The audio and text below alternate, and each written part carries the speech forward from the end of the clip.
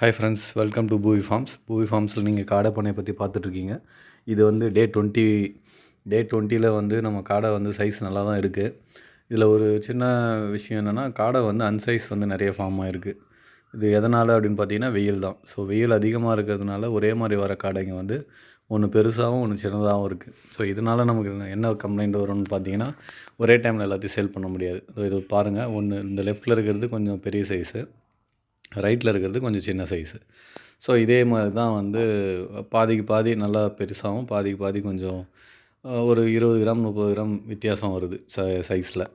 So இது வந்து as usual நடக்கிறது தான். எல்லா வருஷமும் இந்த கம்ப்ளைண்ட் நான் பார்த்துட்டு தான் இருக்கேன் 3 வருஷமாக. இதுக்கு சொல்யூஷன் என்னென்னு பார்த்தீங்கன்னா, நம்ம இந்த ஆட்டோ ட்ரிங்கரை வந்து நிறைய இன்க்ரீஸ் பண்ணலாம்.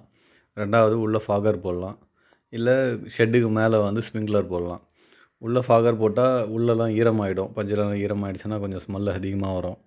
நம்ம அதுக்கு பதில் மேலே ஸ்ப்ரிங்க்லர் போட்டாலும் நல்லாயிருக்கும். மெயின் வந்து நம்ம தண்ணியை நிறைய கொடுத்துட்டாலுமே அதை நல்லா குடிச்சிட்டு ஆரோக்கியமாக இருக்கும். ஸோ புதுசாக ஷெட்டு போட ஐடியா இருக்கிறவங்க இந்த மாதிரி ட்ரிங்கர்ஸ் அதிகமாக போட்டுக்கோங்க, நல்லாயிருக்கும். அது சிக்ஸில் இதுக்கு எட்டாது. ஸோ அப்போ வந்து நம்ம மேனுவல் ட்ரிங்கரில் பிடிச்சி வைக்கிற மாதிரி இருக்கும். Thank you friends.